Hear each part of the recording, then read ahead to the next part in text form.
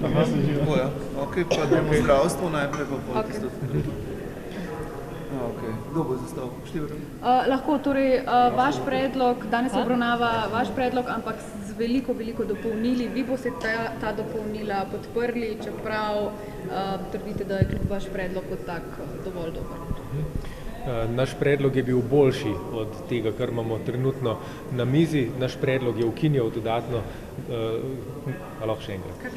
Okay. Naš predlog je bil boljši od tega, kar imamo trenutno na mizi. Naš predlog je ukinjal dopolnilno zdravstveno zavarovanje. Ta predlog, ki ga imamo zdaj, ga samo preoblikuje. Je polovica našega predloga z dopolnili koalicije.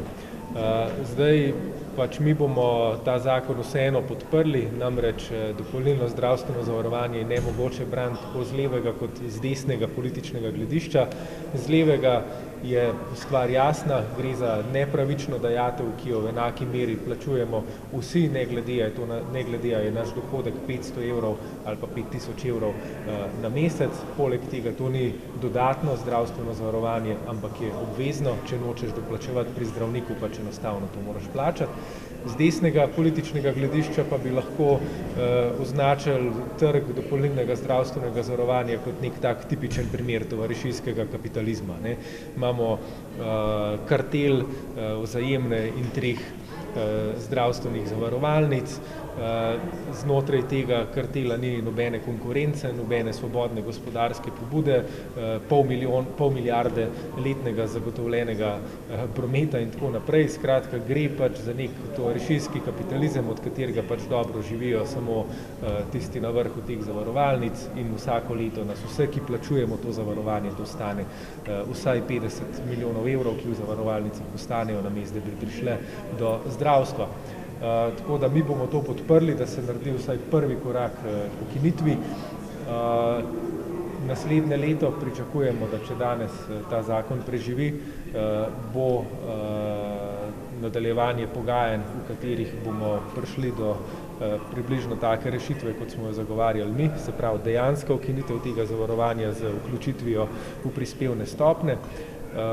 Kar se današnjega zakona tiče, pa kot rečeno, zakon bomo podprli, zato da pustimo stvari odprte, ne bomo pa podprli 2 amandmajev, in sicer tistega, ki posega v košarico pravic in tistega, ki v bistvu briše klauzulo, ki smo jo mi v zakonu gradili, in to je, da če slučajno, ne vem, zaradi gospodarske krize zdravstvena blagajna ostane brez denarja, bi se po našem predlogu lahko financirala tudi z proračuna, kot to počnemo pri pokojninski, koalicija pa skuša to odpraviti in odpraviti bomo nasprotovali.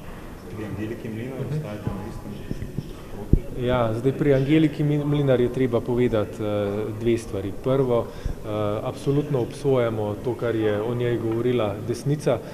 Mislim, da je to popolnoma skregano z demokratičnimi standardi, politično kulturnostjo in še čim.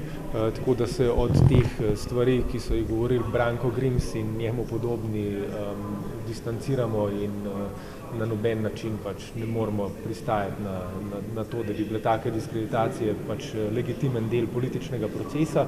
Po drugi strani pa je tako, ne, pač Angelika Mlinar prihaja iz stranke Neos, avstrijske, ki je znana po svojih zelo radikalnih ekonomskih stališčih, ki mu v Levici močno nasprotujemo, odkar smo se kot stranka oblikovali.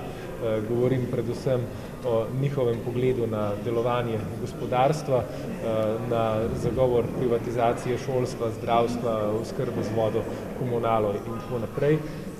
To pa so stvari, ki nas pri njej skrbijo, namreč kot ministrica ne bo samo resorna ministrica, ampak tudi članica vlade in skupaj pač z vlado glasuje, in zato vztrajamo pri odločitvi, da ni zaradi političnih stališč primerna za članico te vlade. Torej vseh 9 poslancev Levice bo prisotnih in bodo glasovali proti? Ja, danes bo na glasovanju konec koncev tudi dopolnilno zdravstveno zavarovanje, tako da smo seveda vsi poslanci danes prisotni v hiši. In vseh 9 bo proti? Tako smo dogovorjeni. Hvala. Pa še eno vprašanje. Gospod Jelinčič se je pa vseeno vse kaže, da premislil, kar kaže, da je bilo to politično trgovanje kar učinkovito. Je bilo tudi pri vas, tako so prihajali tudi do vas in vas poskušali spremeniti vaše mnenje? Tega ne bi komentiral. Hvala.